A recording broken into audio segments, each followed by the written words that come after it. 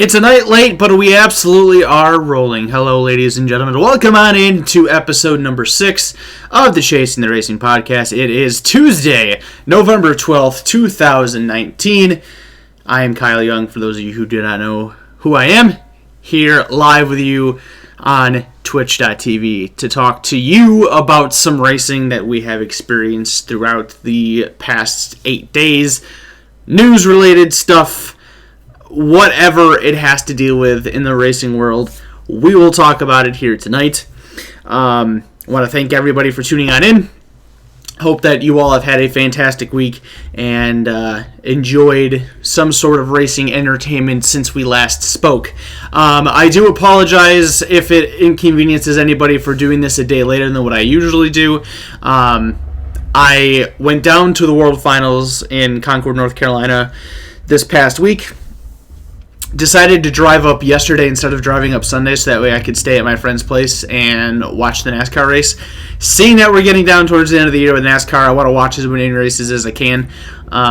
So stayed there to do that, drove back on a Monday, and just decided to push the show until tonight because I would have had to leave super early on yesterday morning, in order to get up here in time to properly prepare and plan for this week's show.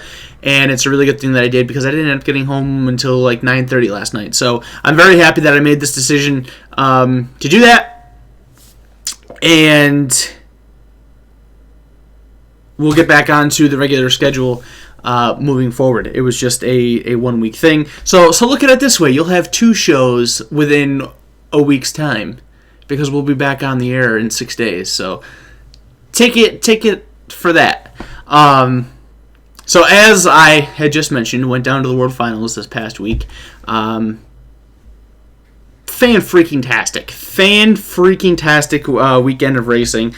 That is what we will kick off tonight's show, talking about. Lots of things to talk about, lots of racing and news to go over, which has kind of been the norm. We haven't been short on any type of information to talk about yet. So I'm hoping that as we continue to get closer to things slowing down, that won't change, but we'll see what happens. So yeah, we did the World Finals last week. We have champions for the Super Dirt Car Series, the World of Outlaws Morton Buildings Late Model Series, and the World of Outlaws NOS Energy Drink Sprint Car Series. Those 3 series are finished for 2019. I'm pretty sure they usually release their schedules in December, so counting down the days until that happens, because once those schedules are released, it becomes a feeding frenzy for me. It's like, all right, where am I going? What am I doing? Punching it in. Let's go. So I'm already way too excited for that to come out. But an absolutely great weekend to close out the year for all 3 of those series. The only slight problem that we had was there was a little bit of rain that came down on Thursday that ended the show early, but really Thursday doesn't really mean all that much. They do both sessions of time trials for the 2 World of Outlaws series, and they get all the heat races done for both days, or for Saturday, Sunday, or Friday, Saturday for the modifieds. So it's not like it was a super duper big deal, but made things a little bit longer for that Friday show because they pushed what we weren't able to get done to Friday, which was only really the Saturday heat races or actually the Friday heat races for the Super Dirt Car Series. So instead of doing the heats a day early, they did them on the same day as the main event. So it's not like it really matters too much. They made a fantastic decision this week to push all of the racing back, or bump it up an hour. Everything started at 4 o'clock every single day, and it was perfect. We were out of that racetrack before 10 o'clock all 3 nights. It was great. Minus the Thursday night rain, weather was fine. It was cold and windy on Friday. It was cold on Saturday, no wind, so it was a little bit easier to deal with. But besides that, it was perfect. It was absolutely perfect. No rain, no snow like up here in New York right now. But just an overall great weekend. Weather was good for racing. The racing was good. The championship battles was good. The attendance was good. The drama was good. There really wasn't anything that wasn't good with the World Finals this past week. So I guess we should probably start talking about what actually went down. So no need to really talk too much about what happened on Thursday because, as I said, it was just heat races and time trials. The only thing that's really worth mentioning is that the heat races do pay points for the Super Dirt Car Series, and after the Thursday heat races, well, the one set of heat races, the Friday races ended up taking over as well. But after the Thursday heat races that were run for the Super Dirt Car Series, Matt Shepard and Matt Williamson were tied for in the points heading into that event. Shepard ended up taking the advantage after the Friday heat races. I'm pretty sure he won his heat and made the redraw. Matt Williamson did absolutely not. So he made the show. He missed the redraw, so he had to start significantly farther behind Matt Shepard did.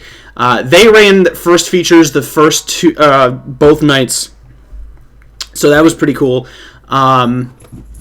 And overall for the Super Dirt Car Series, I think the racing was probably the best that I've seen out of them since I've been going down to the World Finals. Really, with Charlotte, the track isn't all that fantastic. For modifieds, it's fast, it's wide. It doesn't really get all that great for modifieds. But this year, I thought that the racing was really, really, really good. For the mods, very exciting, and produced a lot of awesome things to talk about to close off the year. So they ran two 40-lap features. Friday, as I said, they ran first.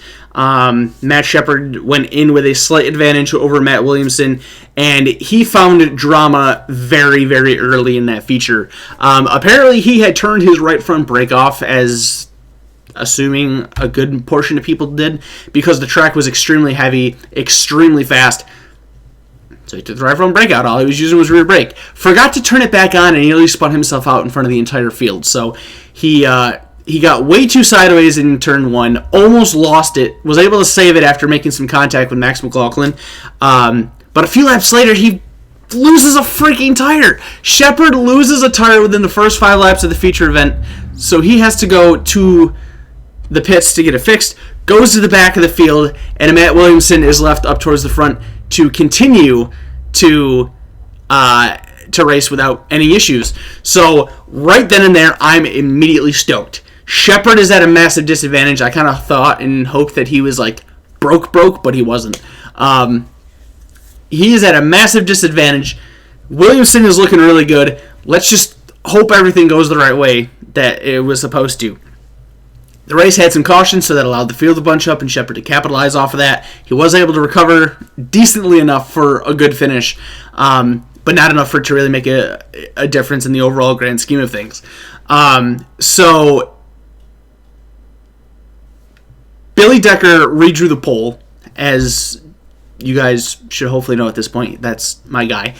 Redrew the pole, led the first portion of the race, got tangled up with some lapped cars.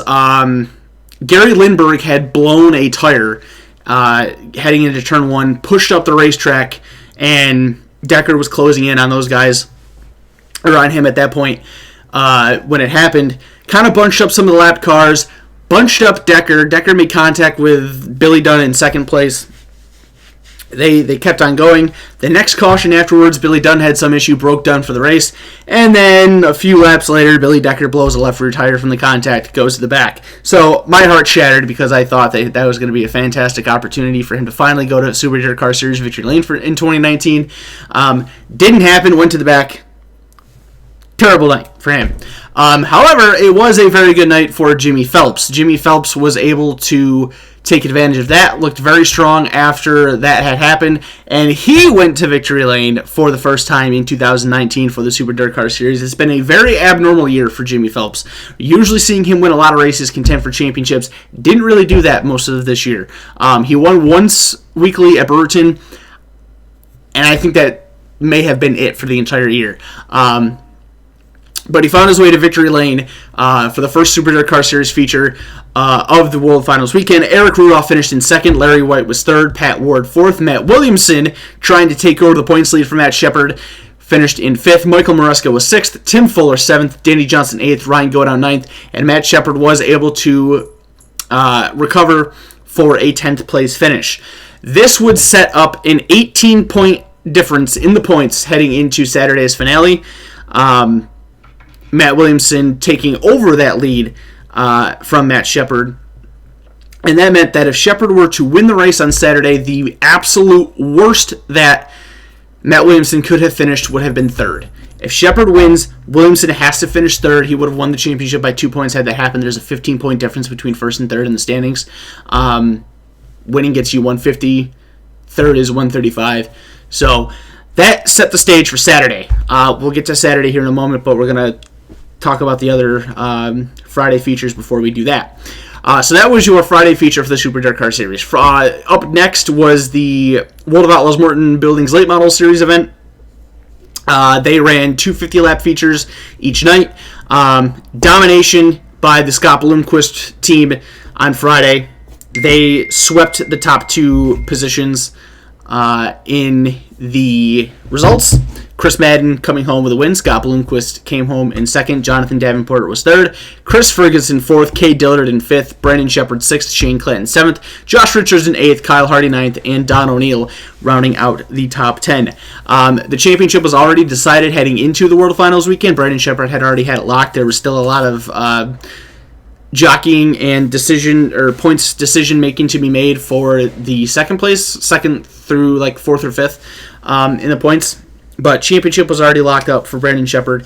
He had no worries about that. Pretty simple, nothing too crazy or wild in the Friday feature. Just 50 laps of good hard racing. And Chris Madden came home with the victory. For the World of Outlaws NASA Energy Drink Sprint Car Series event, they ran 25 laps on Friday, 30 laps on Saturday. These guys did have a championship battle to decide. Brad Sweet entered the weekend with just 8 points over Donnie Schatz. It ended up being the closest championship fight in the World of Outlaws NASA Energy Drink Sprint Car Series history, and it was at the end of it all. The points margin was the smallest in World of Outlaws NASA Energy Drink Sprint Car Series history. So pretty cool to witness that piece of history. For the racing, it was a dominant weekend for David Gravel. He picked up his 50th career win on Friday night, winning that one over Donnie Schatz. Logan Schuhart in 3rd, Aaron Reitzel 4th. Aaron Reitzel, I think he was in great shape to win that race. He took the lead kind of like in the midway point of the race. Ended up getting held up dramatically by Dave Blaney. Dave Blaney was a lapper. He was coming up to lap Dave almost instantly as soon as he took the lead. Dave nearly spun himself out, and Reitzel just made the poor choice in trying to avoid it. Kind of went down the track to avoid it, and that's where Dave ended up going. So he lost a ton of momentum and had lost those spots. Was able to finish in 4th place. Brad Sweet finished in 5th. Sheldon Haudenschild was 6th. Brian Brown 7th. Kerry Madsen 8th. Paul McMahon 9th. And Carson Macedo rounded out the top 10. As mentioned, it was the 50th career win for David Gravel in the World of Outlaws. And with a 2nd place finish for Donnie, 5th place finish for Brad. They ended up going into Saturday's feature separated by just 2 points. Brad Sweet still had the lead, but 2 points separated the final 2, or the 2 championship contenders heading into the final championship race on Saturday. Now, I've said this before to many friends and places in public, and I'm going to use this opportunity to say it here as well. The world pretty much knows that NASCAR for me is number 1. It's my favorite racing series. It's what I pay the most attention to. It's what I dedicate my heart to the most. Always going to be a massive NASCAR fan, no matter what. I will never prefer the way that they decide a champion compared to the traditional add up all the points, highest points man wins the title at the end of the year.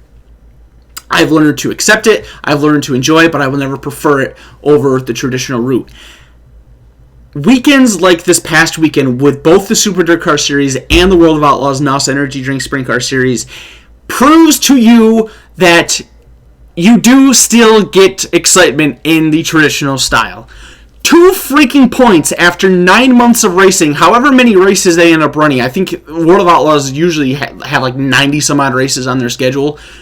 9 months of racing, 2 freaking points separated Donnie Schatz and Brad Sweet. Now, yes, if you go to the late models, Brandon Sheppard had the championship locked up. There was no championship battle to be had for the late models. But for me, when it comes to racing, I don't need an exciting championship points battle. Yes, obviously having an exciting sprint car and modified championship points battle this past weekend made things extremely exciting. I'm not going to deny that whatsoever. But if you are good enough throughout an entire year to lock up the championship heading into the championship event, you deserve to be the freaking champion, and there's no denying that. So I have no problems with Brandon Sheppard locking it up early. To me, it's more exciting to see a championship battle come down to the final race when you count up all the points all year long compared to what NASCAR does where you're forcing there to be excitement. Just the way that I see things, it's totally okay for you to disagree with me on that. That's just how I feel and how I'm always going to see it. So I love the fact that those 2 championships came down to a fight the traditional way. Add them all up, highest points man gets the win. Now it's time to tell you about how those championships finally were decided. Saturday night's features were freaking awesome. All 3 features were extremely insane. Just great racing all the way throughout. Phenomenal. Absolutely phenomenal racing. Best night of the weekend for sure. And we had some awesome championship battles come down to the final laps. And it was great. It was absolutely great. Once again, the Big Block Modified Super Dirt Car Series started off the night. And they started off great. Awesome battle up at the front of the... Well, first off, before we get to that, championship race. Why wouldn't you have the top 2 in points start 1 and 2 on the grid? That's just how the redraw happened to work out. Matt Sheppard ended up drawing the pole. Well, actually, he was given the pole. It was the last number to be picked, and he had the last redraw pick. Matt Williamson redraws second. Could you script it any better? Could you really script it any better? So that right there has everybody on edge. It's like, all right, 40 laps, championship duo are at the front of the field. Let's see what happens. Sheppard jumps out to an early race lead, and he leads a good portion of the race to start. Now, as I mentioned earlier, Sheppard winning the race would force Matt Williamson to finish no worse than third. If he finishes fourth, he loses. 15-point gap between first and third. So he has to, and they entered with an 18-point difference between the two. So if Sheppard wins, Williamson has to finish no worse than third. As the race kind of progressed, Billy Decker, who started in fourth on Saturday night, started showing that strength that he had on Friday night and throughout the weekend. He was challenging Matt Sheppard for the lead. They swapped it back and forth at times. Decker took it over, led some laps, then Sheppard would end up taking it over, then Decker took it over again. While that's happening, here comes Michael Maresca to try to start battling with Matt Williamson for the third place. Now, as I mentioned, Williamson has to finish third if Sheppard wins. There is a slight moment in time where we almost had Sheppard in the lead and Matt Williamson in fourth. And if it would have finished that way, Sheppard wins his 8th series championship and I think it was his 5th one in a row.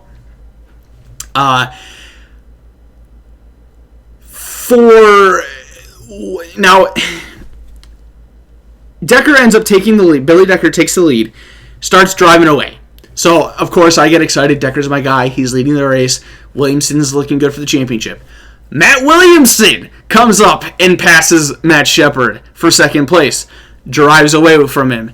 Michael Maresca comes around Matt Sheppard, takes third place from him, drives away from him. And at this point, I'm absolutely freaking stoked. Decker's in the lead. Williamson's ahead of Sheppard. Sheppard is falling back. All is going right in the world, and it ended up going right in the world because Billy Decker won the race. Matt Williamson finished in second. Michael Maresca third. Matt Sheppard finishes fourth. loses the freaking championship. His reign of dominance is over, and I'm absolutely taking a side on that because this is my show, and I told you that I was going to be doing that from the get-go. So if you got a problem about me not or being happy that Matt Shepard lost the championship, grab a tissue and find something else to watch because I don't care. Max McLaughlin ended up finishing in 5th, Demetrius Drelis in 6th, Eric Rudolph 7th, Mike Mahaney 8th, Chris Heil 9th, and Tim Fuller rounding out the top 10 finishing results. Now, Shepard apparently said that on the opening lap he lost a cylinder and struggled. Now, I'm not going to lie. I kind of find that a little hard to believe.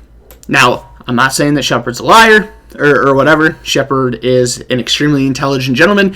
He graduated with ridiculous grades from RIT, and he is basically the best modified driver on the planet right now. I just think it's a little strange that you were able to battle for the lead and take the lead at times while you are down a cylinder. Don't really get that, but whatever. At the end of the night, Shepard lost. Williamson did not. Decker won the race, his first Super Dirt Car Series win of the year, might I add. This dude was extremely freaking happy. I think the final points deficit ended up being 28 points for Williamson over Matt Shepard. As I said, ended Shepard's 4-year streak. He won it the last 4 years in a row, 15, 16, 17, 18. And denied him of his 8th championship for the Super Dirt Car Series overall. Matt Williamson, his first career Super Dirt Car Series championship, and he became the first ever Canadian-born driver to win the Super Dirt Car Series championship. So that is really cool. That was his first year racing for Buzz Chu in that organization. Massive year for him. Winning the Super Dirt Car Series championship, 3 wins along the way on the series, one of which being Super Dirt Week. He won the Centennial weekend at Orange County Fair Speedway that paid $100,000 to win with that team. Easy to say career year for Matt Williamson. So a massive congratulations to Matt Williamson on the championship. Thank you, Matt Williamson, for dethroning Matt Shepard. You have a special place in my heart for doing that, and I'm glad I got to witness that in person. You're the freaking man. Moving on with the features for the night. So they flip-flopped the World of Outlaws races. The sprint cars ended up racing second on Saturday instead of last. And again, championship battle coming down to the wire. 2 points separating Brad Sweet and Donnie Schatz. Basically, whoever beats who is going to win the championship. And overall, it was a great race. Things started off pretty slow. A handful of cautions to start off the event. Carson Macedo self-spun and turned in between 3 and 4 in the first lap. Then they re-rack him up and do it again. Spencer Baston flips over in turn 2 going down the backstretch. Re-rack him up, do it again. 4-car pileup in turn 3 with the Madsen brothers, Freddie Raymer, and Paul McMahon. Paul McMahon ends up going upside down. Then finally they start racing and get it going again. Schatz and Sweet spent the entire event all over each other. There was a brief moment of time where Schatz got around Sweet. Sweet ended up getting back around him. While all that was going on, David Gravel just ran the hell away with the race. He ended up picking up the win, sweeping the weekend for the features, getting his 51st career win with the World of Outlaws. And behind him was the championship battle that resulted in Brad Sweet finishing in second, beating out Donnie Schatz by just a single position, who finished in third. Giovanni Scelzi was fourth, Logan Schuchard fifth, Craig Kinzer sixth, Darren Pittman seventh, Sheldon Haudenschild eighth, Shane Stewart ninth, and Jacob Allen rounding out the top 10. Brad Sweet becomes your 2019 World of Outlaws NASA Energy Drink Sprint Car Series champion, his first career championship with the series, and the closest championship margin in series history. 4 points. After all was said and done, all that racing, all those laps, all the traveling, all the miles, all the drama, 4 freaking points. Brad Sweet knocks down Donnie Schatz. The last time that somebody won the championship that wasn't Donnie Schatz was 2013 when Darren Pittman beat out Donnie Schatz for the championship, who also just so happened to be a Casey Kane Racing driver at the time. So Casey Kane Racing, every now and then they know how to tame King Donnie. So that was great. No 11th championship for Donny Schatz this year. Brad Sweet gets his first in a very exciting championship battle, a very exciting feature race once they finally stopped crashing and get it going. An awesome 30 laps, and it was fantastic to watch that all go down. Final feature on the night for Saturday night. Again, no championship battle here for the late models, but a very, very good race. Jimmy Owens started on the outside pole. He took the lead early, was looking very, very good until Jonathan Davenport started to close in. He worked his way through the field a little bit, reeled in Jimmy Owens, started to contend with Jimmy Owens until he made an attempt. Actually, I think he did take the lead from Jimmy Owens, and then he knocked the wall down trying to get around a lapper. That did some significant damage to the right rear and the rear spoiler of the car, and the car did not drive the same. Jimmy Owens ended up taking over the lead after that and never looked back. The Newport Nightmare ended up going to victory lane over World of Outlaws Morton Buildings Late Model Series Rookie of the Year, Ricky Weiss. It's either Weiss or Weiss. I'm going with Weiss. Whatever. Dale McDowell ended up third. Last year's champion Mike Marlar was fourth. Chris Madden fifth. Jonathan Davenport sixth. John Blankenship seventh. Josh Richards eighth. Scott Bloomquist ninth. And Don O'Neill rounding out the top 10. Champion Brendan Shepard had some type of issue, came to a stop during the feature, and ended up getting back out there. But won the championship without any issues. As mentioned, he had it locked up heading into the event. One thing that Brendan Shepard did not have locked up heading into this weekend was his engagement, which he is now engaged to his girlfriend. He proposed at the banquet on Sunday night, and your two-time and now defending World of Outlaws Morton Buildings Late Model Series champion is engaged. So congratulations to Brendan Shepard, and congratulations to Brad Sweet, since I didn't say that earlier. Congratulations to Brad Sweet on winning his first career championship with the World of Outlaws NOS Energy Drink Sprint Car Series. So that's everything that we got from the World Finals. As mentioned, it was an awesome weekend. I had a blast. Weather was cold at night, but it didn't rain when it mattered. We saw some great racing, some awesome championship fights, and just an overall fantastic weekend front to back. As soon as I got back up home here, I immediately wanted to go back because it was snowing up here and it wasn't snowing down there. I drove through upper 60 degree temperatures throughout the entire day and come home and it's snowing. So, welcome to New York, folks. It sucks. Don't come here. So that's everything that we got for the World Finals. As I said towards the beginning of the show, they usually end up releasing those schedules in December. So hopefully that happens again this year, and we can start figuring out where we're going for 2020 with World of Outlaws, the two World of Outlaws series, and the Super Dirt Car series. Transitioning to the largest pavement racing series in the country. Let's talk some NASCAR. We had Championship 4 setting weekend, or a Championship 4 setting weekend at ISM Raceway this past weekend for all three of the NASCAR National Series, the NASCAR Gander Outdoors Truck Series, the NASCAR Xfinity Series, and the Monster Energy NASCAR Cup Series. First to take the track this weekend was the NASCAR Gander Outdoors Truck Series. They competed on Friday night in the Lucas Oil 150. Setting the Championship 4 for their finale upcoming this weekend. Just, oh my God, that's 3 days away. 3 days, well, not from this moment, but in 3 days we're going to be watching the truck finale at Homestead. Freaking crazy. Drama immediately building off the start of this race. Austin Hill was the pole sitter, I believe. Is that correct? Yes. Austin Hill, the pole sitter. Stuart Friesen starting on the outside pole. Stuart Friesen ends up jumping the start, beats Austin Hill to the start-finish line, and gets a penalty. Now, I was not watching the race because I was at the World Finals, but from what I heard, Austin Hill kind of had a crappy restart. Stuart Friesen may have been pushed by Ben Rhodes from behind, but either way, he jumped the restart by beating Austin Hill to the line. Now, that usually doesn't matter in NASCAR unless you're talking about the initial start. The initial start of the race, you cannot beat the leader to the start-finish line. It's pretty clear. Stuart Friesen beat Austin Hill to the start-finish line, gets a penalty. It happened in the spring with Chase Elliott. Chase Elliott beat whoever the pole sitter was in the Cup race to the finish line to start the race. Black flag. To pit road you go. So Stewart Friesen has to go to pit road. I didn't really, hearing that and knowing what it was, I didn't really get all that concerned because he came into Phoenix with a 35-point cushion going or above the cut to make the championship 4. So I felt like he was pretty good. And he very quickly worked his way through the field. Had no real issues after that. And by not having any issues after that, he won the freaking race.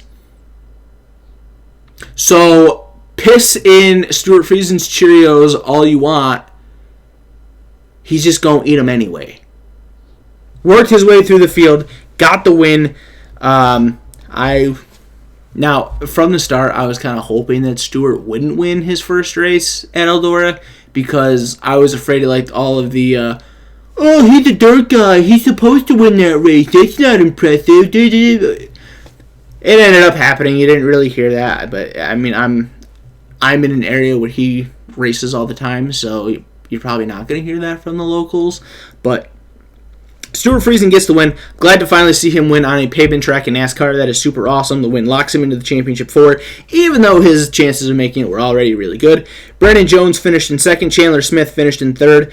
Ben Rhodes was fourth. Grant Enfinger rounding out the top 5, with Matt Craft in sixth, Harrison Burton 7th, Johnny Sauter 8th, Ross Chastain 9th, and Brett Moffitt rounding out the top 10. So, the championship 4 is set for Homestead. With the win, Stewart Friesen locked himself in. He was the only playoff driver to win in the round of 6 for the trucks, so he locks in with a win. The other 3 drivers locking in on points. Ross Chastain is in, Brett Moffitt is in, and Matt Crafton ends up jumping in over Austin Hill and takes the 4th position. So that's a pretty star-studded field for the championship 4 for the trucks. I would say that you've got 3 of the 4 best trucks in there, and then you have a 2-time champion in there as well. So it should be very, very fun to watch. My head tells me that Brett Moffitt's going to win the championship. So Brett Moffitt is going to be my intelligence pick. I'm very, very much torn on my heart pick between Stewie and Ross. This is probably going to upset some people in my local area, but I'm giving the slight edge to Ross Chastain. I got to spend an entire weekend with him and his whole race team in Daytona a couple years ago. He is, and I've paid so much attention to his career ever since that moment. He has fought through hell to get to where he is at, and I would love to see him win this championship. It would almost it would make my heart melt to watch him win the championship. I would be extremely happy if Stewie won it as well, but I would be a little bit happier if Ross won it. So Ross gets my soul heart pick. Brett Moffitt gets my head pick, and Moffitt is going to be my pick to win the championship this Friday for the trucks. Saturday saw a doubleheader with NASCAR. Started it all off with a NASCAR Xfinity Series race. They also setting their championship 4 in the Desert Diamond West Valley Casino 200. I did not watch this race. Again, World Finals. So I don't really know all of what happened here. But I do know that Justin Allgaier got to victory lane. So that's really cool. Justin Allgaier has not won yet this year. Phoenix has always been a very good track for him, and he proved it by going to victory lane on this past Saturday to lock himself into the championship 4 for Homestead. Cole Custer finished in second, Tyler Reddick third, John Hunter Nemechek 4th, Zane Smith was 5th, Austin Cindric in 6th, Justin Haley in 7th, Chase Briscoe 8th, Michael Edna 9th, and Noah Gragson rounding out the top 10. I think Christopher Bell was pretty strong early on in that race. I saw that he spun. I don't really know. All I know is that he spun. I didn't really see how he spun or what it all happened, but he ended up finishing in 16th. Still made the championship 4 because he won at Texas last week. Justin Allgaier won this week, so he locked himself in, and then locking in on points were Tyler Reddick and Cole Custer. Not much of a surprise there. Meaning that Austin Cindric, Chase Briscoe, Michael Annett, and Noah Gragson were eliminated from the playoffs, and we now have a championship 4 set for the NASCAR Xfinity Series to track down their first, Actually, yeah, all of them. Or no, I'm sorry. 3 of the 4 will be racing for their first championship. Tyler Reddick looking to go back-to-back, which we have not had back-to-back champions yet. Since this playoff format has happened, we will see if Tyler is able to do it. I would say Christopher Bell is my head pick. And if I had to make a heart pick, I would say Justin Allgaier. I'd love to see Justin Allgaier win a championship. And this year in the Xfinity Series, it's the whole big 3 and me thing. Christopher Bell, Tyler Reddick, and Cole Custer have destroyed the Xfinity Series this year. They've won the most races out of anybody else. Justin Allgaier is coming in there to try to spoil the party. So, and the cool thing also is that we have 4 different teams racing for the championship in the Xfinity Series as well. Justin Allgaier with Junior Motorsports, Christopher Bell with Joe Gibbs Racing, Tyler Reddick with Richard Childress Racing. Oh gosh, excuse me. And Cole Custer with Stuart. Oh my gosh. I have no idea what just happened there. I'm sorry. And Cole Custer with Stuart Haas Racing. So, should be really fun to see how that one plays out. Lots of young talent in that one. We already know that Christopher Bell and Tyler Reddick are going Cup racing next year. Cole Custer still yet to be determined, but maybe he will, maybe he won't. We'll have to see. Even though I made Justin my heart pick, there is part of my heart that says that wants me to see Christopher Bell win because I want to see somebody win a championship in all 3 series. And right now, the only person that's capable of doing that is Austin Dillon. I think most of us can agree that Austin Dillon is not championship form right now for the Cup Series. Christopher Bell very well could be in a handful of years, so I would love to see him get it done and put his name in that hat as well. Monster Energy... Whoa, timeout. I said there was a doubleheader on Saturday. That doubleheader was wrapped up with the NASCAR K&N Pro Series West race, the Arizona Lottery 100. That championship was already decided as well. This was their season finale. Derek Kraus, all he had to do was start the race, and he was going to become champion. Spoiler alert, he started, so he won the championship. Ended up with a third-place finish. Ty Gibbs went to victory lane. Led 38 of the 100 laps. Race ended up going into extra overtime bonus coverage racing. They went 8 laps over, and Ty Gibbs picked up the win over Sam Mayer in second. As mentioned, Derek Kraus was third. Haley Deegan fourth. Jagger Jones finished in fifth. Brittany Zamora was sixth. Trenton Moriarty was seventh. Trevor Huddleston in 8th, Todd Souza in 9th, and Riley Herbst running out the top 10. Strong field of cars. 25 cars ran this event on Saturday night, so that was pretty cool to see. The K&N Series have been struggling for car count, so it's really nice to see a good, strong effort to wrap up their year. Hopefully next year's merger with ARCA and all that is going to help that series out as well. The final point standings for the K&N Pro Series West was Derek Kraus coming home with the championship. He officially went up by 49 points over Jagger Jones, 52 points over Haley Deegan, 57 points over Trevor Huddleston, and 101 points over Brittany Zamora. Todd Souza was 6th, 105 back. Travis Milburn, 7th, 145 back. Takuma Koga was 8th, 171 back. Matt Levin, 9th, 312 back, and John Wood 10th, 329 back.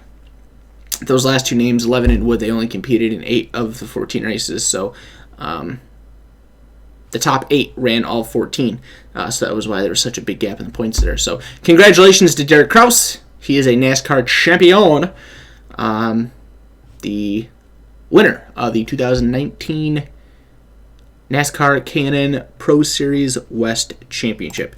Now we can talk about the Monster Energy NASCAR Cup Series that raced on Sunday. The Blue Green Vacations 500. This was it. Do or die time. Either you survive to the championship 4 or you do not. And I'm so happy to tell you that Chase Elliott did not. He crashed into the wall hard and missed it. How many of you are pissed right now because I'm happy that Chase Elliott crashed and missed the championship 4? I can tell you how many people care.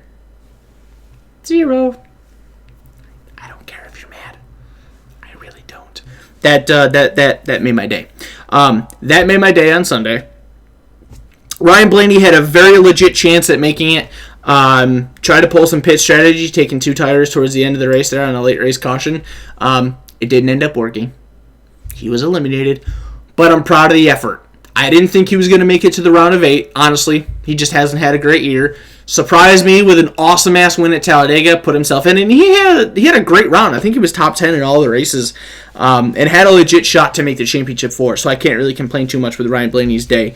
Overall, the race it kind of had a sharing in dominance in a way, before Denny Hamlin took over and shit all over the field. He led early, and then Kyle Busch took over and won the first stage. Joey Logano won stage 2 after destroying that stage. He had some whack-ass issue and just tanked throughout the majority of stage 3.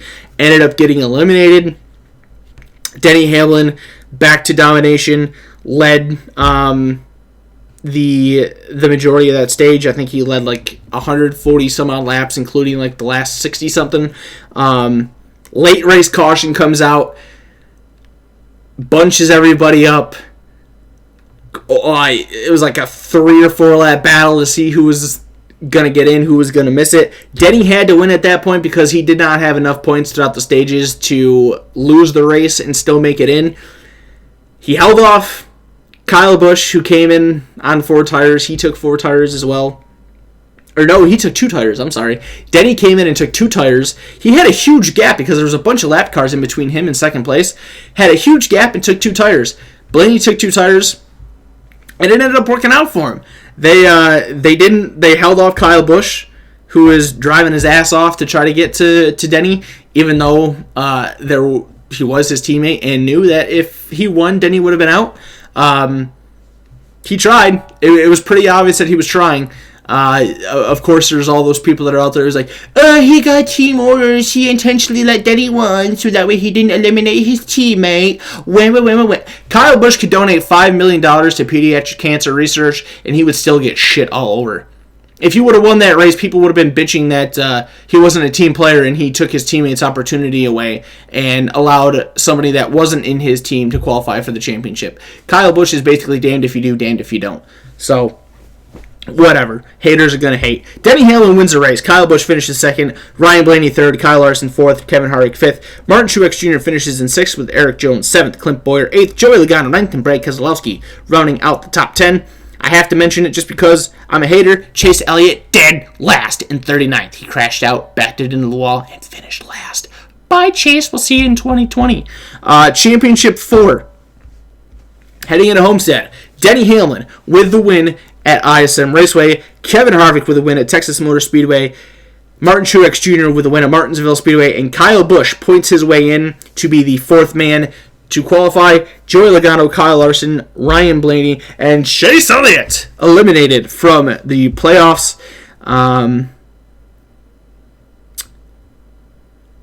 will fight for positions below that moving forward at Homestead Miami Speedway. So that's all your NASCAR results from this past weekend. Lots of NASCAR racing. We're set. It's championship week, baby. Homestead Miami Speedway. We're going to crown 3 champions on the national side of the NASCAR world.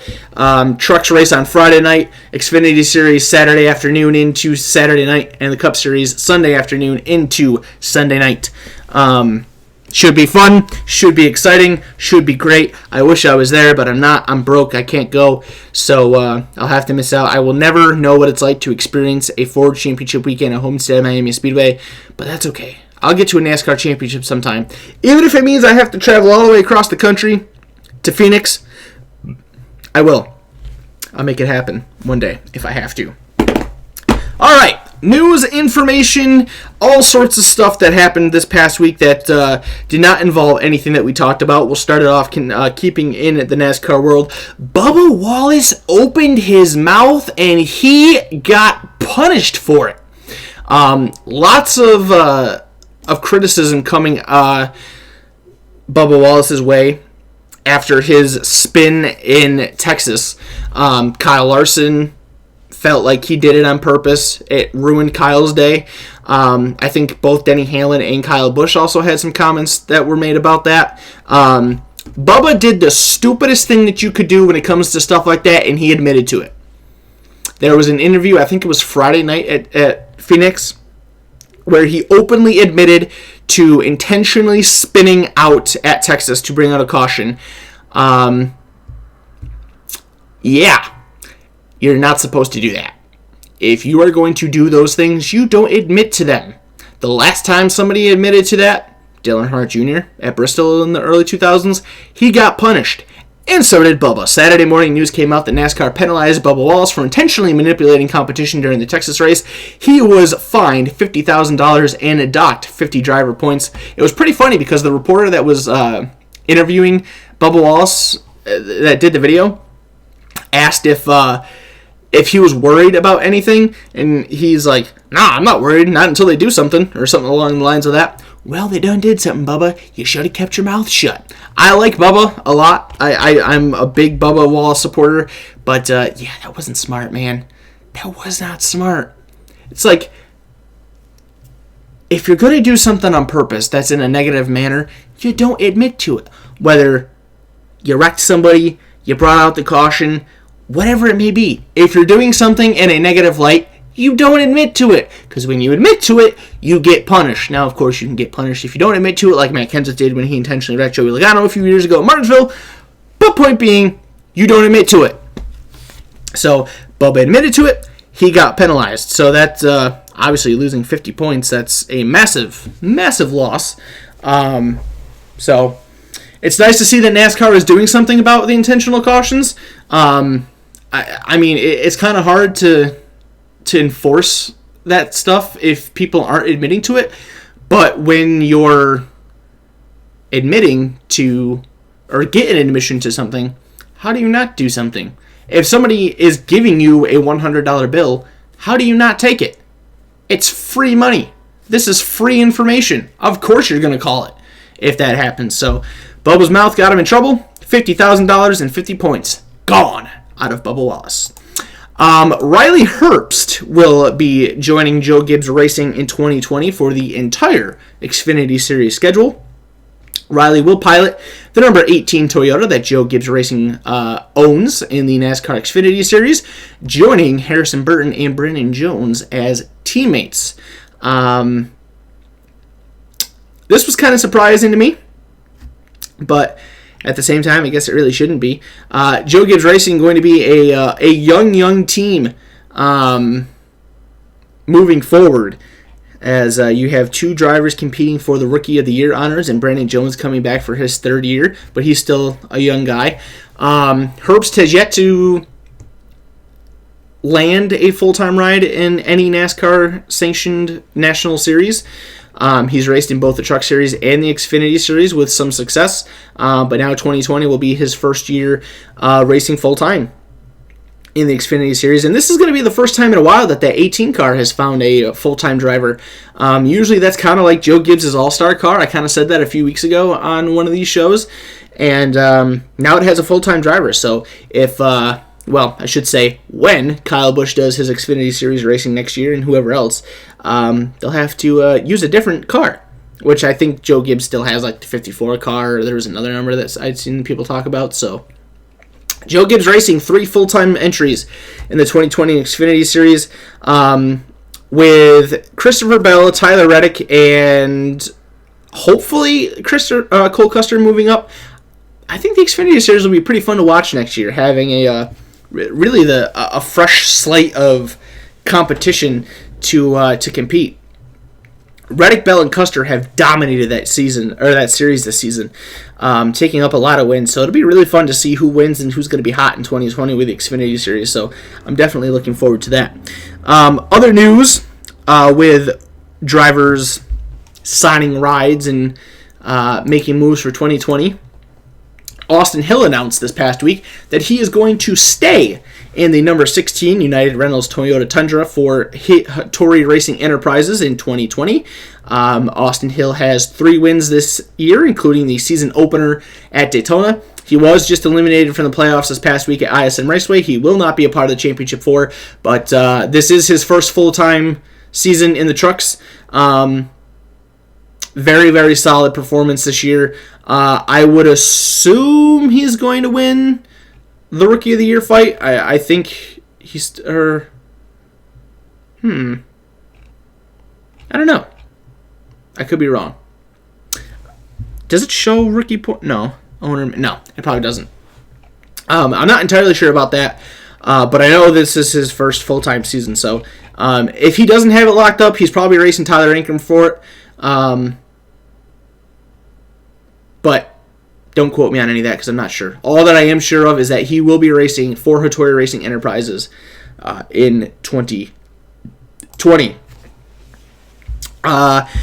Modified news coming out this past week. We have a NASCAR Whelen Modified Tour car owner that is going to be retiring, and that is Mike Smeriglio III. I hope I said that last name correct. Mike Smeriglio is the car owner for Doug Coby, who just this past season won yet another NASCAR Whelen Modified Tour Series championship. It's been a long, long, long road for Mike as a car owner, and he is ready to move on. Some of his quotes that he had mentioned on this article that I am reading from racedayct.com says, quote, it doesn't have to do with anything in racing. I've been a NASCAR owner for the last 21 years, 8 years in the SK Modified level at Stafford Motor Speedway, then the Whelen Modified Tour. It's very emotional, but I'm glad it's emotional because it's not an easy decision. My heart wants to race, but my head is saying that my other priorities mean more to me now. I want to be available to spend time with my wife of 33 years, my adult children, and son-in-laws. Our time together is precious, unquote. Doug Coby giving some quotes in this article as well. He says, quote, I'm really happy for him that he accomplished everything he set out to accomplish in racing, and I love him and his family. What we accomplished as a team probably won't be replicated anytime soon, if ever. There is a huge sense of gratitude for him picking me to drive the car and giving us everything we needed, unquote. A very, very, very successful career for Mike. He gets to walk away as a champion. 4 championships to his name. Lots and lots of wins, and a legacy that will not be forgotten. So I'm not very familiar with Mike or a lot of the NASCAR Whelen Modified Tour stuff because that kind of happens even further northeast of where I'm at. But obviously a decision from a figure of this caliber in the racing world is very significant, and I'm sure that there are a lot of people who also echo these sentiments. Thank you, Mike, for your contributions to the world of racing, the world of NASCAR, the world of modified racing, the Northeast racing world. A very well-deserved retirement announcement, and I hope he's able to accomplish everything he's looking to accomplish in the rest of his life. So congratulations to a phenomenal career and a happy retirement, Mike Smeriglio III. So last week we told you guys that Roger Penske bought Indianapolis Motor Speedway and he bought the IndyCar Series. Well, it didn't take long for for more news to come out as Roger Penske and track president Doug Boles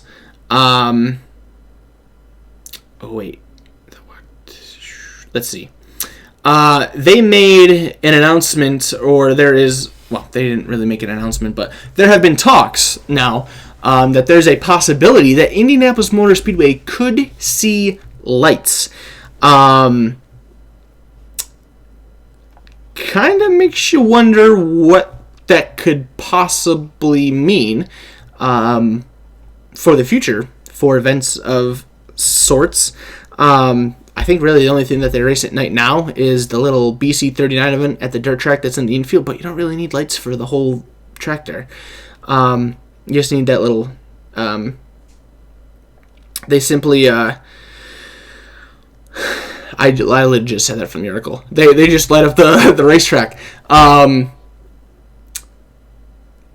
This article starts out, this is an article on NASCAR.NBCSports.com, saying that track president Doug Boles and Roger Penske were part of a group that walked the grounds of Indianapolis Motor Speedway Tuesday until they couldn't. They simply ran out of light at the historic 2.5-mile track. Quote, "We didn't leave last night until it got too dark to see in some of the buildings that we've turned the power off in different places around the facility to save money. Okay, we've had enough. That's great. Oh, wait. Wow. Places around the facility to save money," unquote, was said by Doug Boles. Eventually, Penske said, quote, "Okay, we've had enough. That's great," unquote. Penske's group, which was touring the facility the racing legend will soon own pending government approval, could have kept going at the track headlights to brighten the facility for night racing and other events. The prospect of lighting the track, which hosts the Indianapolis 500 in May and the Brickyard 400 on July 5th next year, has picked up buzz since it was announced on Monday of last week that Penske would purchase the track, IndyCar and IMS Productions from Hellman and Company. But Boles told SiriusXM NASCAR Radio the idea of equipping the 108-year-old track with lights is not a new one. This is from Boles, quote, "I've been there for 9 years and I've been in this position for 6, and over the last several years, we've often talked about things we could do to invest and make this track way better. Lights are one that we've had a serious conversation about, but we've never really been able to sit down and think about it. Okay, does this make sense? How can you invest this and really make it pay off? Or how can we look at it and say, this is what the investment would be, and there's no way that it ever pays off. So let's move on." Having Roger Penske, the Penske organization, the deep bench that they have to help you understand, look at data, understand how you get from point A to point B, or how you say, look, we don't want to go from point A to point B because it doesn't make sense. We're going to pivot. That's what he brings, unquote. He further said, quote, "There's rate of investment impact. If you invest $20+ million in lights at the Indianapolis Motor Speedway, how long does it take to pay that off? Not only is Roger passionate about motorsports, he's a great businessman, and he's going to make an investment that makes sense for everything, so we have to look at that." I think that's something we'll definitely keep looking at, and his team will keep looking at, and we'll see where it goes, unquote. So, interesting that they are thinking about lighting up Indianapolis Motor Speedway. Doesn't really talk much about what could possibly happen with those lights, but who knows? I think it's probably a bit of a stretch to think that there will ever be an IndyCar NASCAR doubleheader at Indy. I don't really know if making the Cup race at night makes Indy any better. It's just a time of day thing, and even though it does have impacts on track grip and stuff like that, I don't really see how lights would make the track any better or worse. But we'll have to see. We'll have to see if it happens, and if it does happen, what kind of events take place under the lights.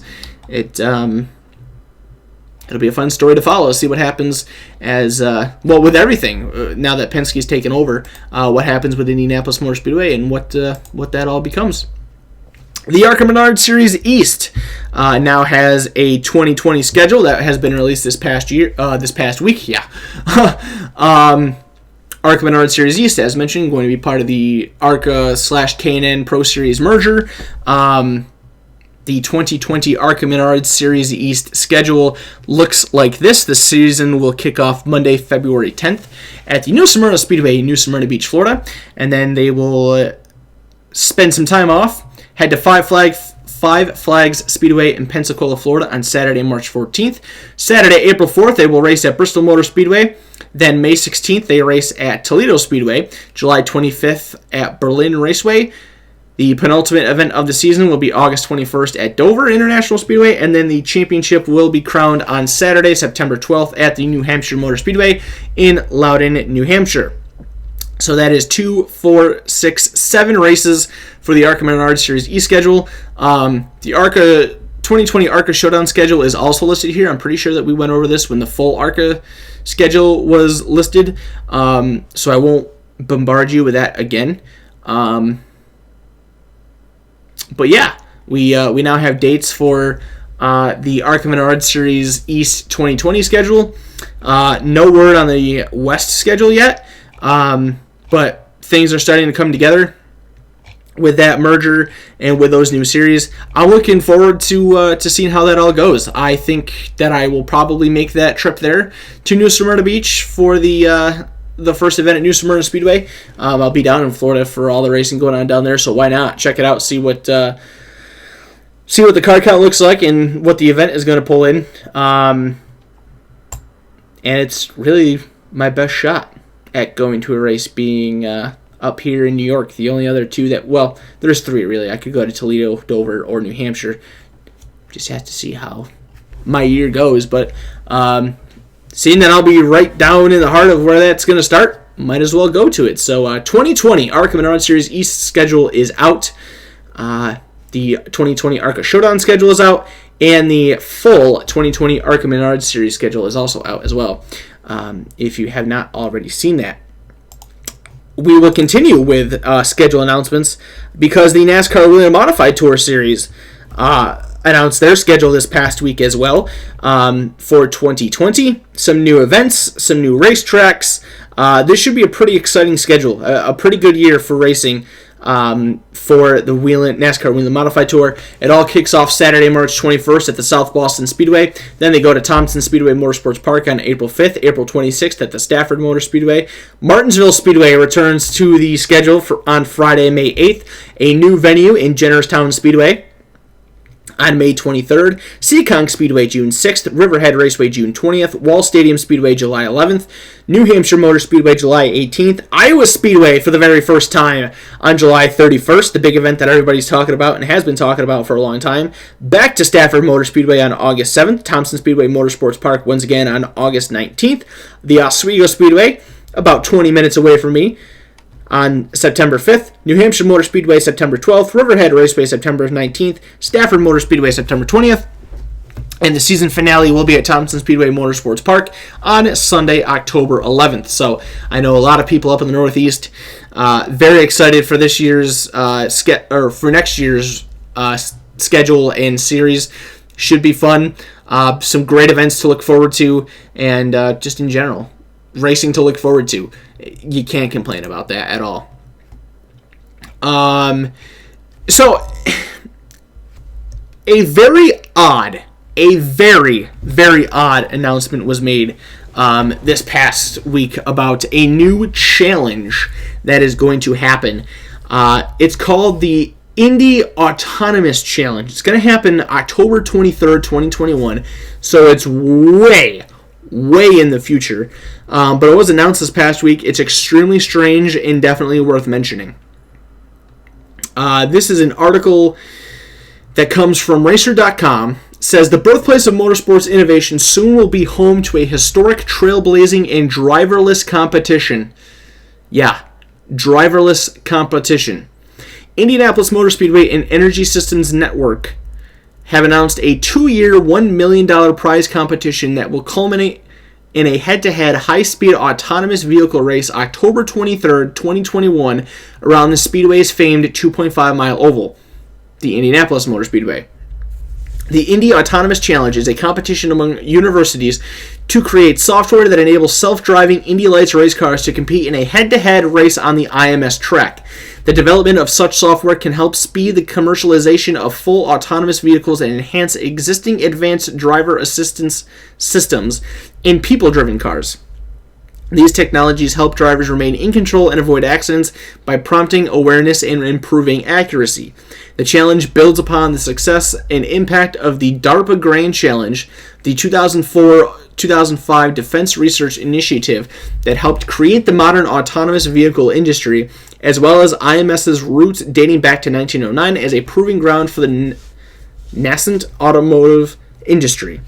More than a century later, IMS has contributed to countless breakthroughs in automotive performance and safety, including the first rear-view mirror. These quotes coming from Doug Bowles, quote, "There's a fundamental connection between innovation on the racetrack and real-world improvements on the highway. With the launch of the Indy Autonomous Challenge, IMS continues to embrace its historic role as a catalyst for the next generation of vehicle technologies and motorsports competition and wider consumer platforms. And while drivers will always be at the heart of racing at IMS, we're excited to be part of this groundbreaking and exciting initiative." Let's see here. continues on kind of explaining like what this is actually going to be. The challenge consists of 5 rounds. Teams submit a short white paper during the first round, and in the second round, teams must demonstrate vehicular automation by sharing a short video of an existing vehicle or by participating in Purdue University's self-driving go-kart competition at IMS. The Indy Autonomous Challenge's simulation sponsor, ANSYS, will supply its industry-leading VR experience driving simulator powered by Scannerton and its SCADE software development suite to teams for their use in developing autonomous vehicle software. ESN and ANSYS will also co-host hackathons to familiarize teams with the simulator's full potential, and ANSYS will award $150,000 in prizes to top finishers of a simulated race during the third round. The fourth round enables teams to test their actual vehicles at IMS in advance of the head-to-head race around the oval, which will award $1 million, $250,000, and $50,000 to the first, second, and third finishers, respectively. So that's some of the information about this Indy Autonomous Challenge. I was kind of dumbfounded when I found this at first. I don't really see what the attraction to driverless... I mean, I don't really get what the attraction to driverless cars is to begin with. But driverless racing?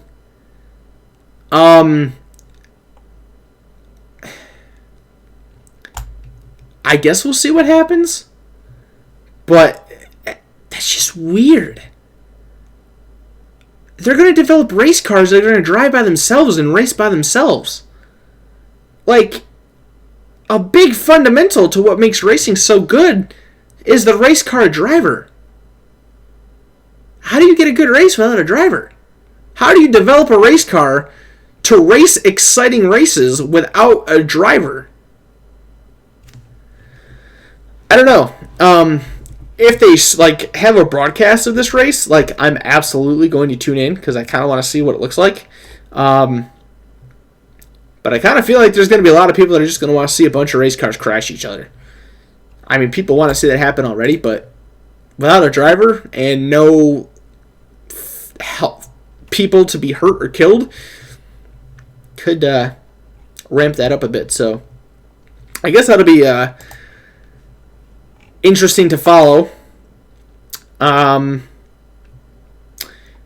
yeah, at the end of 2021, we will have a race without race car drivers. Race cars will race without race car drivers. Take that for what you will. Some dirt racing news that we have to discuss. Some surprising news released this past week from legendary big block modified driver Brett Hearn. We kind of made mention about this on one of our previous shows, that maybe there were some rumors that he was going to be retiring. Well, he's going to retire, but he's not going to retire. Brett Hearn announced a semi-retirement as a driver. He is going to be joining the Orange County Fair Speedway as Director of Motorsports. He was voted the greatest driver of all time at the Orange County Fair Speedway, but he has joined the team to be the new Director of Motorsports for 2020. He will go into a semi-retirement role as a driver. He's only going to run a handful of races next year. I've been hearing the numbers around 10 races.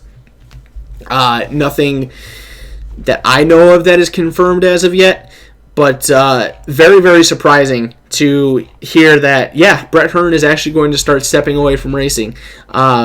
It's great to have a figure like Brett in the Director of Motorsports position for Orange County Fair Speedway. I know he has dedicated a lot of years and a lot of love to that event, or to that racetrack. So he's been around racing since the dinosaurs were around, basically. So he's an extremely intelligent man. I have no doubt at all that he is going to be a good person for that role. It's just surprising to hear that Brett Hearn is no longer going to be a full-time driver.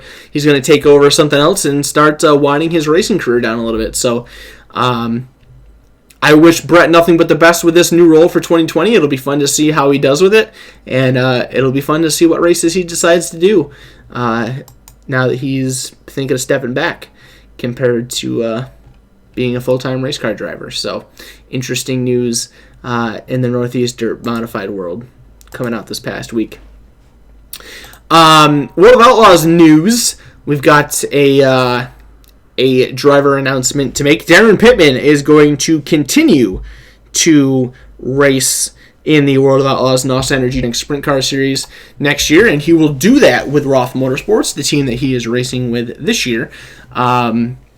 He joined the team this year for the first time to compete in the full World of Outlaws NOS Energy Drink Sprint Car Series Tour. Did so successfully. I think he won at least one of the races at Volusia at the beginning of the year. I don't know if he won anything else after that.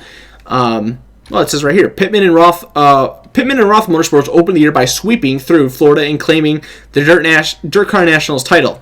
Pittman was also able to pick up a big win at Silver Dollar Speedway and claim the Gold Cup Race of Champions, pocket a win at Skagit Speedway, as well as win the Front Row Challenge at Southern Iowa Speedway in Oskaloosa, Iowa. Finishing second at the recently completed National Open at Williams Grove Speedway, Pittman was also on the podium at the Knoxville Nationals, finishing third behind race winner David Gravel.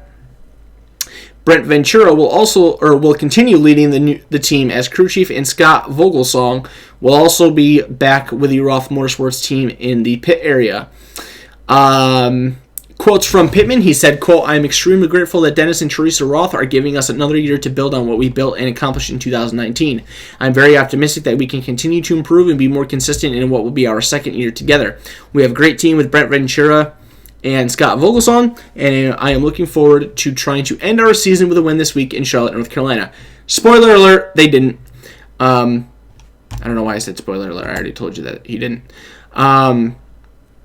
Brent Ventura said, quote, "All of us at Roth Motorsports are extremely excited to give this another shot. It is an honor to work for Dennis and Teresa Roth, and I am looking forward to seeing what we can do in what will be our second year with Darren Pittman.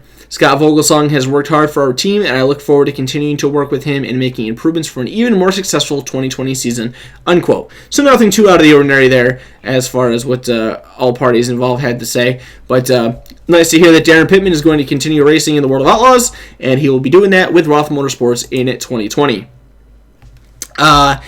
Sticking with dirt sprint cars, but taking the wings off, Chad Baseflug has announced his 2020 plans. He will be racing with TKS Motorsports in 2020. Coming straight from the Facebook page for TKS Motorsports. They said the TKS Motorsports number 2KS team and owners Troy and Tammy Renfro are pleased to announce Lebanon, Indiana's Chad Baseflug as their driver for the 2020 season. The team will compete weekly at Knoxville Raceway as well as other big shows in the Midwest, including Jackson Motorplex in Jackson, Minnesota. The TKS Motorsports team took their time in selecting a driver. Quote, "We sat down with our partners and decided that Chad was the best fit for our team and their needs. We are looking forward to adding him to our team. We are extremely happy we took our time making our decision," unquote. That coming from Troy Renfro. Chad said, quote, "I am thrilled to have the opportunity to compete full-time in a wing sprint car schedule with TKS Motorsports in 2020. Troy Renfro's extensive experience and knowledge is a huge benefit for me as a driver making the transition from non-wing sprint car racing. I look forward to representing TKS as marketing partners in addition to those who continue to support my racing career." Well, I guess I was wrong in the whole wing, non-wing discussion there. I'm just used to Chad Baseflug being a non-wing sprint car driver, so that's why I said that. But I guess he's going to be winged sprint car racing in 2020, so I apologize for that false statement there. But I'm glad that I could give you the accurate information. So that's pretty cool for Chad. Now, we will transition into non-wing racing discussion because the USAC Amsoil USAC National Sprint Car Championship did do some racing this past weekend. They had their annual event at the Paris Auto Speedway for the, what do they call that, the Budweiser Oval Nationals? Something like that. Crap. I should know this. This is usually a pretty big event for them, so the fact that I can't I don't immediately know that for sure is quite sad.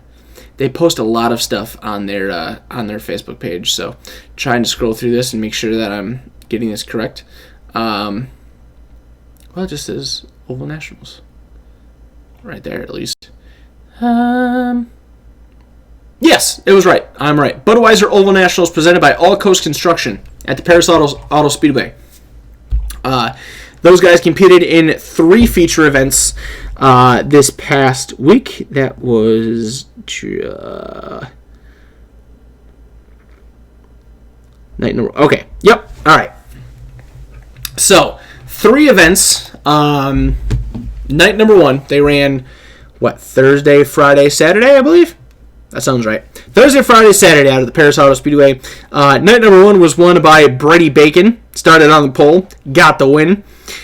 Chris Windom finishes in 2nd. Richard Vanderweerd in 3rd. Damian Gardner 4th. And CJ Leary rounding out the top 5. Justin Grant was 6th. Jace Vanderweerd in 7th. Tyler Courtney 8th. Kevin Thomas Jr. 9th. And Austin Williams rounding out the top 10. There were 28 cars that competed on Thursday night. Looks like I didn't grab the entire feature lineup for Friday night's feature.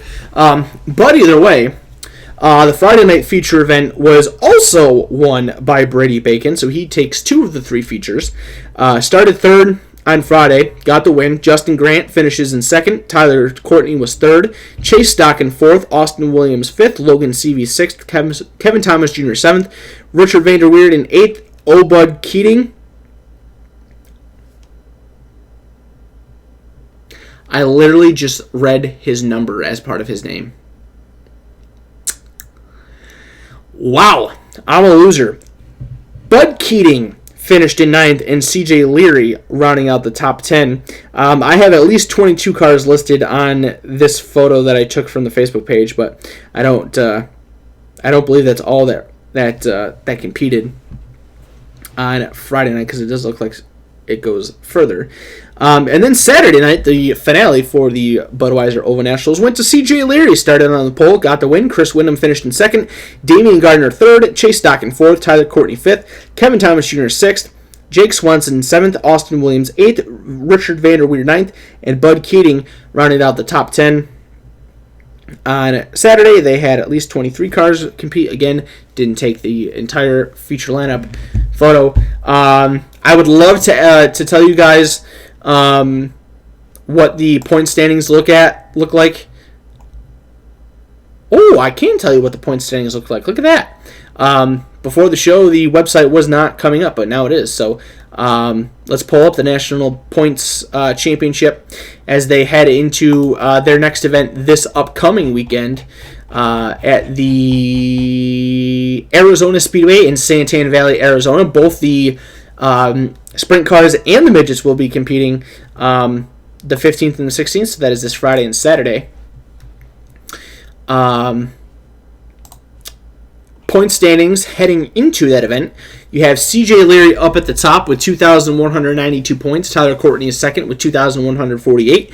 Brady Bacon 3rd, 2029. Kevin Thomas Jr. 4th with 2027. Chris Windom 5th at 2020. Justin Grant 6th at 2012. Chase Stockton 7th with 1935. Jason McDougall, big gap back to him, in 8th at 1,493. Carson Short 9th, 1,361. And Isaac Chappell rounding out the top 10 in points with 1,193 points. That is your Ames Oil National Sprint Car Championship points.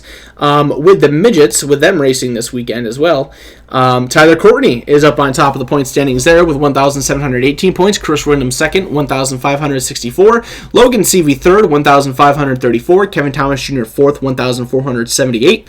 Zeb Wise 5th, 1,435. Cantor Tarek 6th, 1,287. Jerry Coons Jr. 7th, 1,274. Chad Bode is 8th with 1,255. Jason McDougall 9th, 1,229. And Tucker Klossmeyer rounding out the top 10 with 1,193. Just want to see where these two schedules line up. This is a championship weekend for the USAC National Sprint Car Series. I would assume that's the same. No, it is not. It is not championship weekend for the midgets. The midgets have they have 4 more races left. 4 more races left with the national midgets. It'll be actually 5 more races left. 6? Wow. Okay. 6 more races left for the national midgets. They race at Arizona Speedway this weekend, and then they have a midweek show on Tuesday the 19th. So next Tuesday they race at Placerville Speedway for 2 races, the 19th and the 20th. And then on the 23rd, next Saturday, they race at Bakersfield Speedway, and their season finale is November 28th, Thanksgiving, Ventura Raceway. I think is that the Turkey Night Grand Prix? I believe. So that's the remaining races for the NOS Energy Drink National Midget Series schedule. Glad I got all that. I'm glad the website popped up so I could talk about that and give you guys a little bit more information instead of being left short on those 2 things. I guess I didn't pull that article up. So just a few more things to talk about here that I've got for you before we send things off to you guys. Unfortunately, some very sad news was shared this past weekend. We did have a fatality in the racing world at the Sebring International Raceway. The good thing is that it wasn't a crash-related fatality, but we did have a driver lose his life while racing at the Sebring International Raceway. Dr. Timothy M. George of Austin, Texas. He was 59 years old. He experienced a medical issue near the midpoint of the 4-hour Michelin IMSA sports car encore at Sebring International Raceway. This happened on Sunday. He was transported to a local Sebring hospital where he passed away. The medical emergency occurred while George was driving the number 2 ANSA Motorsports LLC prototype race car. There was no known mechanical issue with the car. George was able to drive the car onto pit lane where he was immediately attended to by track medical personnel. Horrible news. Horrible news coming out of Sebring this past week. That sucks. That's never anything that you want to hear about in the world of racing. The IMSA made a statement about the incident. They said the IMSA family is, I guess, let's see here. Yes, okay. Quote, the IMSA family is shocked and saddened to learn of the passing of Dr. Tim George today. He was a longtime IMSA competitor and a friend to many in the paddock. At this difficult time, we would like to extend our thoughts, prayers, and deepest sympathies to his wife, Rosalind, and the rest of their family, unquote. So, very, very sad news that the racing world lost another driver this past weekend. It sucks to hear about a fatality. I'm glad it wasn't a racing-related fatality, like some type of crash of some sort. But definitely horrible news to hear about. Very much appreciate your contributions and your participation in this wonderful world of motorsports. Dr. Tim, may you rest in peace, and hopefully you will be able to find some racing enjoyment up in the heavens. So, horrible news, but unfortunately that's part of life. Just it's a shame to hear it happen in the racing world, and while it was going on during a race as well.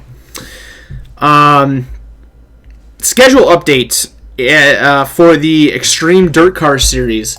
I don't remember exactly what the schedule was beforehand, but we did have an update to that schedule. The Extreme Dirt Car Series, it is a late model racing series that is going to be happening over the winter. We talked about it a few shows ago. 6 races. Most races, $5,000 to win. The championship race will be $7,000 to win. The champion will collect $20,000 to win. Second race in the schedule will now be at the Volunteer Speedway in Bulls Gap, Tennessee. That race will happen on Saturday, December 7th. The series kicks off Sunday, November 24th at the Cherokee Speedway. Then they go to, as mentioned, Volunteer December 7th, Livonia Speedway December 15th. Picks up in 2020, Saturday, January 18th at Cherokee Speedway, Cochran Motor Speedway, January 25th, and then February 29th, Modoc Raceway in Modoc, South Carolina will be the championship. That was one of those things that we were talking about a few weeks ago that will be broadcasted live to give us race fans something to watch over the winter. I absolutely am hoping to be able to tune into that. Definitely will give me some entertainment to look forward to throughout the offseason. So a little bit of schedule update there. I wish I was still down in North Carolina because I would, if I was living down there, I'd do this whole series. I would absolutely go to all of these races. Farthest away I'd have to travel would be Georgia, but screw it. Georgia from North Carolina, that ain't far at all. So hopefully I'll be able to tune into that. Hopefully a lot of you guys will be able to tune into that as well. And it'll get a good turnout, get a good participation, and hopefully that'll be something that happens for years to come down the line. Last thing that I have to discuss with all of you before I turn it to you. We had some news come out earlier today regarding Fairgrounds Speedway Nashville. At first, I thought that this was really bad news, but once I posted it in the group and was kind of talking to some other people, I was kind of informed about some things that maybe this isn't as bad as I had originally thought. But the Metro Fair Board unanimously voted this morning to cut ties with the Fairgrounds Speedway contract. This is coming from an article from Fox17.com, which is a local news source in Nashville. Members voted to terminate the contract with the racetrack. Quote, the Fair Board unanimously terminated Formosa Productions' contract due to a lack of good faith effort on their part to renegotiate as the board authorized in the October meeting. Unquote. That came from Morgan Strategies in an email. Quote, they canceled 2 out of 3 planned meetings. Unquote. Fairgrounds Speedway, operated by the Formosas, has 90 days to vacate the premises. That includes removing equipment and moving out of their offices. Now, that is something that I got really concerned about when I read that, because it says Fairgrounds Speedways has to move out of the premises within 90 days. So I was like, uh-oh, the track has to leave. But that's just the name of the company that the Formosas own. So they're terminating with the Fair Board, and the people surrounding that are gone. That doesn't necessarily mean that racing at the track is gone. I had seen something earlier before I started the show that Bristol is still interested. They have a deal with Bristol Motor Speedway. It says here, let's see. Oh, they actually updated the article with it too. Cool. So it says, last December, Bristol Motor Speedway and Formosa Productions Incorporated agreed to a joint venture in order to bring local NASCAR events back to Nashville. It's unclear how that agreement will be affected by this contract termination. Bristol's comment on that says, quote, we appreciate all that Tony and Claire Formosa have done to sustain local racing in Nashville over the years. Today's news does not change our interest or belief that Nashville Fairgrounds Speedway can be returned to prominence to help create a true renovation of the fairgrounds. There is huge local, regional, and national interest in the future of Nashville Fairgrounds Speedway. As Mayor Cooper, the Fair Board, and Council determine what's next for the historic racetrack, we are ready to engage with them on the vision that we believe can deliver a bright future for the fairgrounds, unquote. That came from Jerry Caldwell, Executive Vice President and General Manager for Bristol Motor Speedway. So yeah, so originally when I saw this, I was extremely, extremely concerned. But once I kind of learned some more things about it, it doesn't really sound all that bad. It's just the Fair Board is no longer going to be associated with the track. Let's see, it says up here, Morgan Strategies said Formosa Productions owes the city $120,000 in back rent and more than $30,000 in concessions. So that's not good. One of the things that it also listed here is that the racetrack had been a bone of contention as it relates to the acreage and a proposed Major League Soccer stadium. They're trying to bring a Major League Soccer stadium to Nashville. It sounds like they're trying to put it like right next to the racetrack. So there's been some battles between getting that property, not getting that property to actually go racing with it. But we'll see. We'll see what happens with this. Like I said, I originally thought that this was going to be bad news, but it doesn't really sound like it's as bad as it could be. It just means that the fair board is going to be done with the Speedway. So I hope that means that NASCAR will still be able to go there. It's not going to have any effect on that, but we'll just have to wait and see what happens once we get more information on that. So that's everything that I've got, guys. That's the last of things that I wanted to talk to you guys about. So now it's your turn. Anything that we did not mention, we'll turn it over to you guys to see what you would like to discuss.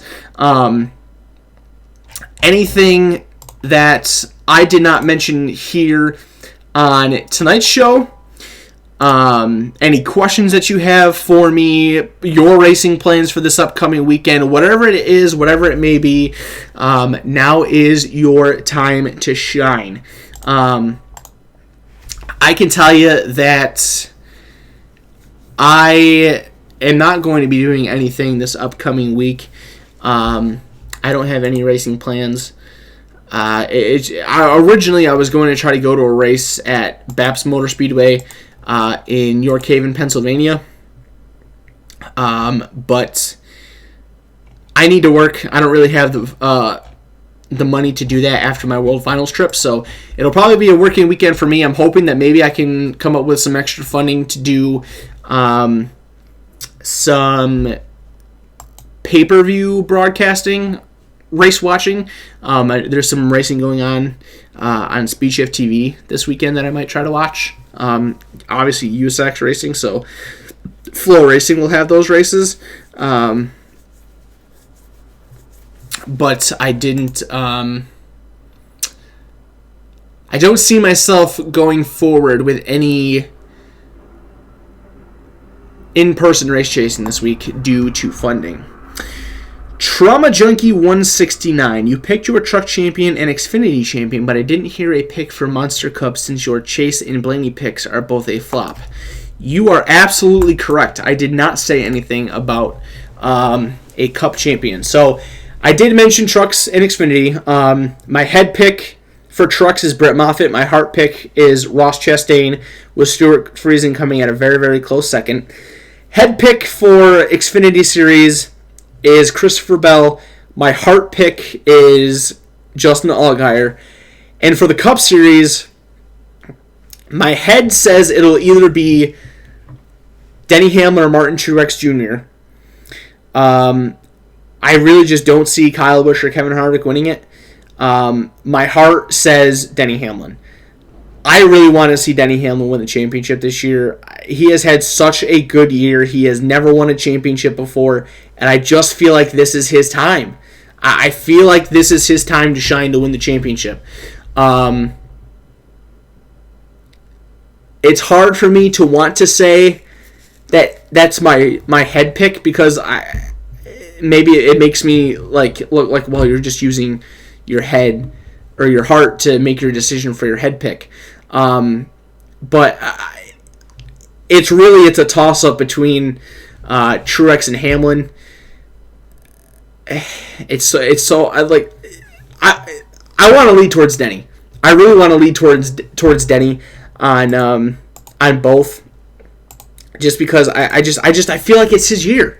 I feel like this is his year. He went winless last year. He's won 6 races this year. He won the Daytona 500. He's won multiple races now in the playoffs. It just, like so many people have said, that we believe we're seeing a different Denny Hamlin this year, and I think we really are. It's been a long time since we've seen Denny Hamlin run this good. And I'll admit, I was extremely concerned after Texas, once he had his issues and entered ISM 20 points out. I'm like, oh no, is this going to be another Denny Hamlin choke? Like, is he seriously going to pass up on this championship again? Like, he's had such a good year, and now he's at such a big deficit that is going to be difficult to make up. Is he seriously going to blow this again? and he didn't. He won at ISM this past weekend. He is going to the Championship 4, and it just feels like a Denny Hamlin year. If it's not Denny, I feel like it'll be Truex. Truex has had a phenomenal year. He's won 7 races, more than anybody has in the series. I think it's kind of surprising when you say that, because Truex did a lot of winning in the beginning of the year, went a decent period without winning, and then he started winning again in the playoffs, and he's picked it up in the playoffs. So I just don't really see it being Kyle or Kevin this year. Kyle Busch has not won in over 20 races. He's still running good. He's still the Kyle Busch that we know and to most people hate. But I just don't feel confident that it's going to be his year, and I really just don't feel confident in Kevin either. Both of them have won 4 races this year, so it's not like they're slacking to get to victory lane. They just haven't had those years that you're really expecting out of Kevin and Kyle, to always be in the storylines, always to be talked about, always to be just popping off everywhere. It just hasn't really happened this year. So I really hope Denny gets it. I think it'll come down to either between Denny or Truex. Denny and Truex have my head picks. Whether you think I should pick Denny or Truex as the head pick is your decision, I guess. It's very hard for me to settle on it, because I can make really, really good cases as to why either of the two of them would win it. And it wouldn't surprise me that either of the two would win it. But my heart wants to see Denny Hamlin win. And I'll admit, part of the reason I want to see him win is because of JD. JD Gibbs hand-selected Denny Hamlin for Joe Gibbs Racing. JD is no longer here with us. He won the Daytona 500 after his passing. To win the championship after his passing would just be phenomenal. And there is a little bit of concern that if Denny doesn't do it this year, then maybe he will never do it at all. So when you have a year like Denny Hamlin's, it's so hard to lose the championship when you've never won a championship before and feel confident that it can happen again further down the road. Now, Truex is in the same boat. He's had an incredible year, and it would be hard for him to lose the championship too. He is a former champion. Doing it again is remarkable and also means a lot. And I think he would be in the same boat of disappointment if he doesn't do it just like Denny. But I want to see Denny do it, because I don't really know if I want to see another driver become a Mark Martin. And nothing wrong with Mark Martin. But he's just too good not to have a championship, and I really want to see Denny win it this year. Let's see. He has definitely taken a smoke approach to the playoffs, where he just dominated the playoffs like Smoke used to after being somewhat quieter in the regular season. This playoffs has been one of the tightest in years, with contenders being right there. They all seem to have been kicked out due to terrible luck in wrecks and not missed setups. Yeah, that's very true. It has been intense. It's been very intense. And that's what this format is supposed to do. It's supposed to create the intensity, those moments, the drama, and it's done exactly that. I think we're set up for some great championships. I think you've got really the best guys in there that you can have. In all 3 series, too. It should be really, really good. It should be a good weekend of racing.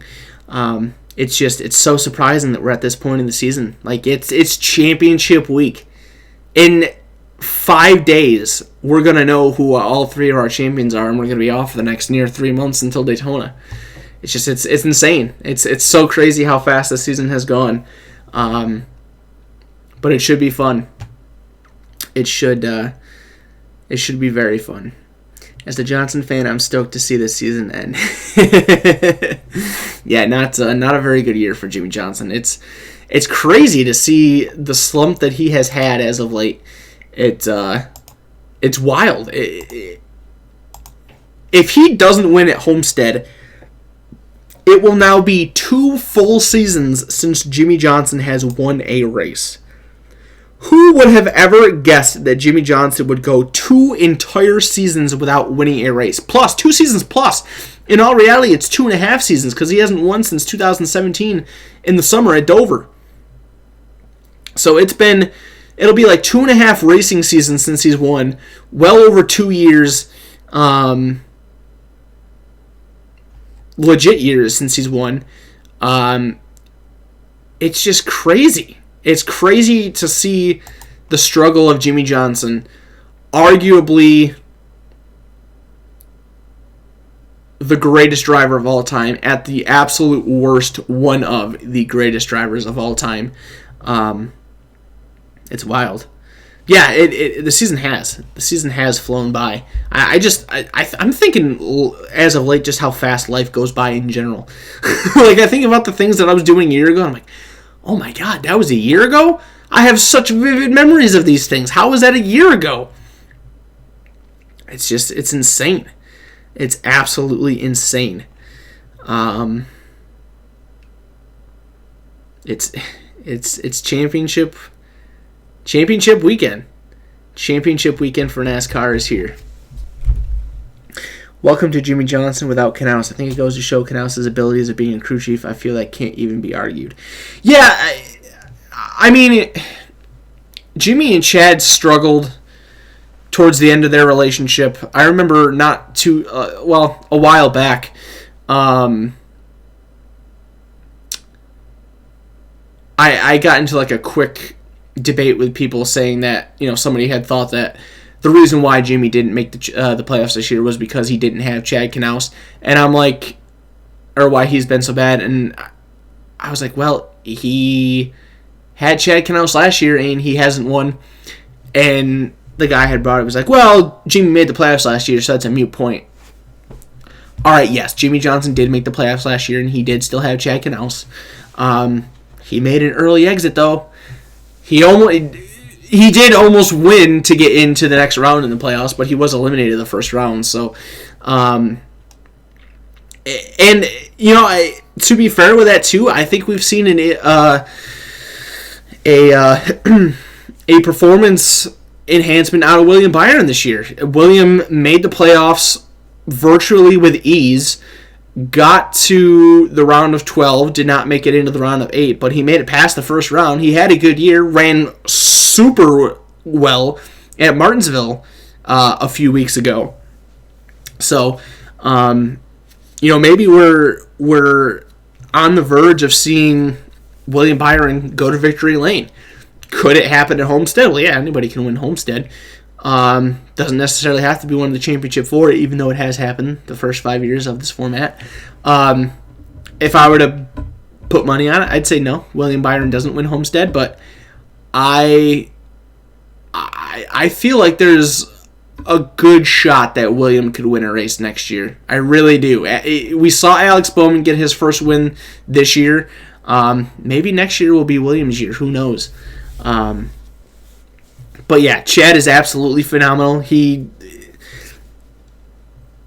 Whether it's crew chief, driver, together, you win 7 championships, you're doing something right. And yes, Jimmie Johnson has 7 championships, but so does Chad Knaus. Chad Knaus' championships means just as much as Jimmie Johnson's do. So he's a hell of a talent on top of the pit box for sure.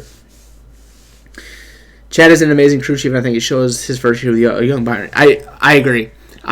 William Byron, I don't think he improved this year as much as a lot of people probably thought he would. I think there were a lot of people that made expectations that were too high for him. But I definitely think that he has improved a lot, and seeing him win next year would not at all be surprising. I don't think it would be surprising at all. There's a big jump between the Xfinity Series and the Cup Series, and you see that with a lot of guys that move up. William Byron, good example. Eric Jones, took him a while to win. Chase Elliott took him a while to win. But once you start winning, it seems like it becomes easier, because now Chase Elliott has 6 wins. Eric Jones has 2. been a bit of a distance between his wins, but it's happened. Bowman has only won one. It happened a few months ago over the summer, but still a winner. Who else did I mention? Chase Elliott. Yeah, he won his first race 15 months ago, and now he has 6 wins. Like, I don't like the guy, but I can honor what he's done and whatnot. So it takes a while to get successful in the Cup Series, but once you get there, it's pretty clear that it's like clearing a massive hurdle. I've heard Ricky Craven say this before, and Dave Moody uses this as a term for his show. Thinking that you can win and knowing that you can win are two very, very different mentalities, and I think it shows with some of these guys who have just now started to win. And if Chad sticks around and Byron gets a championship, it's just going to secure his Hall of Fame spot. Not that he isn't going to get in. Oh, absolutely. Absolutely. 100% correct. Chad Knaus is a Hall of Famer, first ballot Hall of Famer, as is. But if William Byron were ever to win a Cup championship with Chad Knaus, 100%. That goes to show that it wasn't just Jimmy Johnson that brought Chad all of those championships, or it wasn't just Chad that brought Jimmy all those championships, which, I mean, Jimmy would have to win one without him, but to really say that, but come on now. He's got, 83, 84 wins, 7 championships, 5 of which were in a row. Chad Knaus did not win Jimmy Johnson all those championships. We all know that. I don't see how you can make that argument there. Not that you are. Or not that anybody that I've seen is, but just in general sense. I don't really see that happening.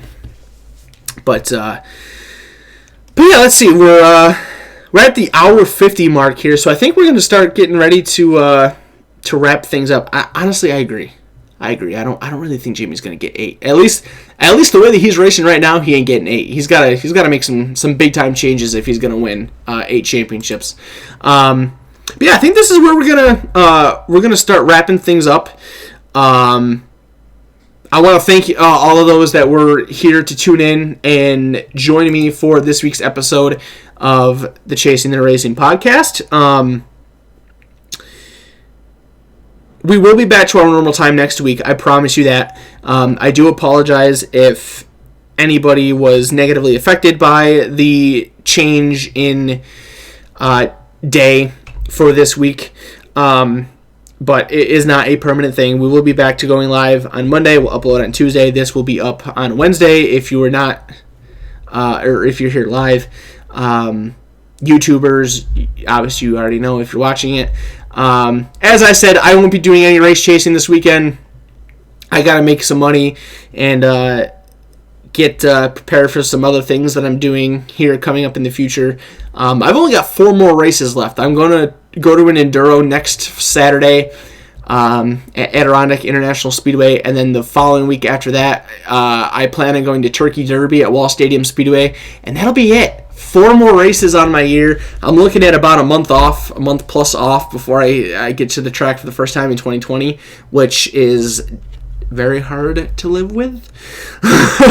But we'll have to find a way to do it. So I don't know what really what most of you will be able to do, but it is championship weekend for NASCAR. For championship weekend, we will have 3 NASCAR national champions crowned this weekend. So if you can't find anything to do in your local area, definitely tune into that. It's going to be fun. It's going to be good to watch. As we mentioned, USAC is racing this weekend. That is going to be broadcasted on Flow Racing from the Arizona Speedway, both USAC sprint cars and USAC midgets.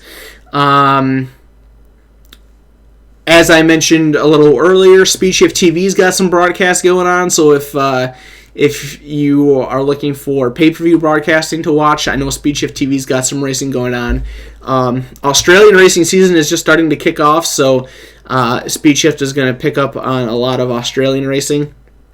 I don't really know exactly when all that translates to our time, but if it's possible for you to do that and you're interested in racing, definitely check out SpeedShift.